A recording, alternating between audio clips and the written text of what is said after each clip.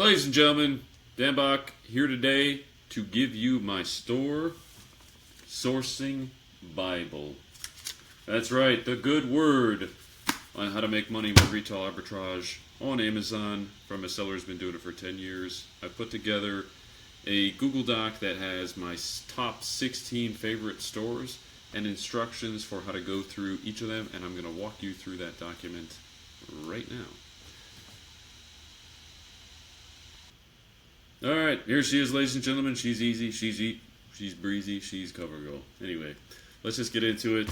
I do call this my store sourcing Bible because this has all my favorite stores, all my standard operating procedure in the full document.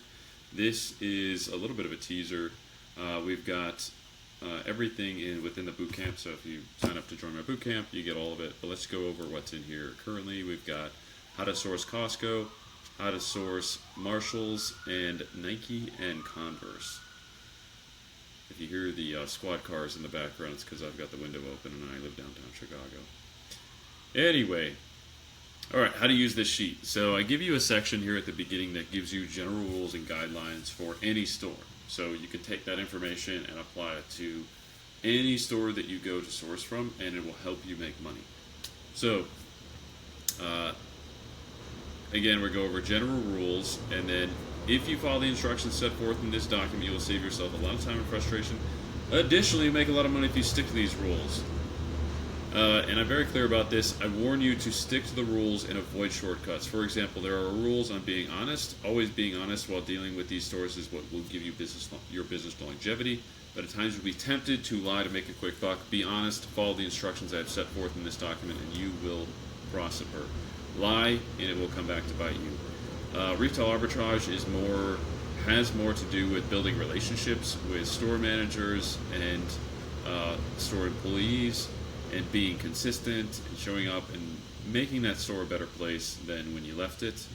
We want to have our businesses be win-win. So this is my formula that I'm sharing with you for how I've been able to do that and generated millions in sales just doing retail arbitrage. Alright, general rules for any store. So follow an order. Call or research the store ahead of time to make sure to ask about sales, promotions, and discounts. One of the top things that people get wrong when they start to do retail arbitrage is that they just shoot from the hip, and you want to do as much research ahead of time as possible. Alright, number 2, avoid going to busy or near closing hours. Varies for each store. It makes bulk buying easier for everybody. And I just also want to add for the previous point, I never go into a store, generally speaking, unless I know ahead of time that I've got a coupon or a sale going on.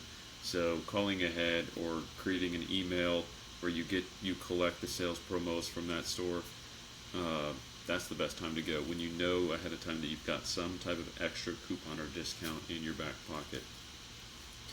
But yeah, go early in the morning. That just makes everybody's life easier. Keep a positive attitude towards store employees and other customers. Always give people the benefit of the doubt. That becomes a thing if it's very busy or an issue comes up. You don't want to make a bad name for yourself. If you've never been to a store, make sure to speak to the manager to ask for their policies on bulk buying and discounts. Huge thing here, and I go into detail about how to talk to managers. And again, they're real people with real jobs, and sometimes if they sell to a reseller, there's consequences for them. So you have to appreciate that. And this is a dialogue that basically walks you through how to approach being a reseller and being honest, but also having a little bit of, what's the word? It's not finesse, but basically, if they ask what you're up to, at the end of the day, you always want to be honest with them, but you always want to give them the ability to not know what you're up to necessarily, if that makes sense. Plausible deniability. That's what you want to give them. Plausible deniability. If you're at a store that does not like resellers, but the manager is okay with it, give them plausible deniability. And again, I'll kind of explain what that means here. So typically when you go into a store to talk to a manager, there's 3 different things that they will respond to your question of, let me back up for a second. What is your store bulk buying policy is the first thing you should ask a manager when you walk in. So if you've never been to a store before and you plan on buying a lot, ask them what their store bulk buying policy is. That's number one. They're going to have multiple answers to that, and again, I go through this here. But one answer could be, we don't have a bulk buying policy. You can buy as much as you want. Awesome, great. Another possible answer could be, we have a bulk buying policy, and this is it. So it's 30 unit limit, 5 per style, $3,000 per transaction per person per day. Or another option they might say is, what's this for? And this is the plausible deniability thing. You would say, it's for a business. And they would ask you, what kind of business? This is when you tell them that it's for Amazon or it's for resale. If they're not okay with that, then you need to respect that. But usually, a lot of times, if you just say it's for business, they'll be like, okay, gotcha. So, always just be honest and forthright, and use a little bit of, it's not plausible deniability, I still can't think of the word. Anyway, that section right here goes through all of that. And these other sections go over like how to identify clearance items. Make sure you just read through all that. There's a lot of nuggets in there. Then I get into how to source Nike and Converse, even if you're a newer seller who has those brands restricted. This is worth going through because one day you will probably not be. Knock on wood. So I also include rules for each company or each brand, each store, I should say. What are the bulk purchase rules as of Friday, October 11th, 2024? So here you go. Good rules of thumb as a bulk buyer. Call ahead.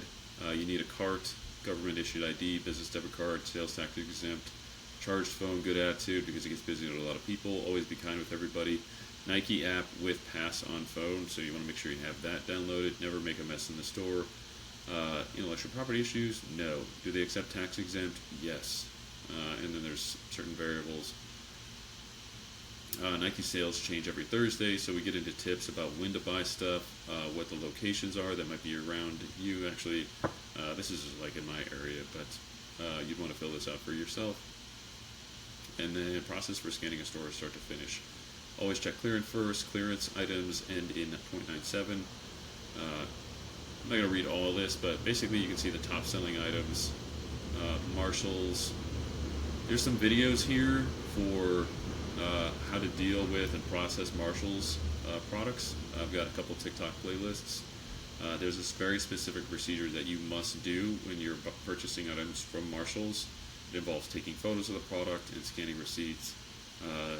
If you don't do it, you need to, if you don't do it, you will probably get caught and it could cause your account to be suspended. So I would check out these playlists. And yeah, we get into Costco, and if you want to see more of this, join me in the Dream Chaser Bootcamp, where I work with you one-on-one for 8 weeks. You've got access to me via Slack, text, voice notes. We talk on Zoom once a week for about an hour. You've also, if you do the full boot camp, you also get put into the group coaching program, and that's a lifetime membership. And right now we're meeting once a week on Zoom. There's also a private school group for that, and you get access to the full sourcing Bible, a few of my other favorite templates for finding stores and keeping track of discounts, and really just maximizing and scaling your business. I'm here to support you. If you've enjoyed this video, please leave a comment, a like, subscribe, and again, if you're interested in the bootcamp, you've got the resources right here to reach out to me, and I'll see you in the next video.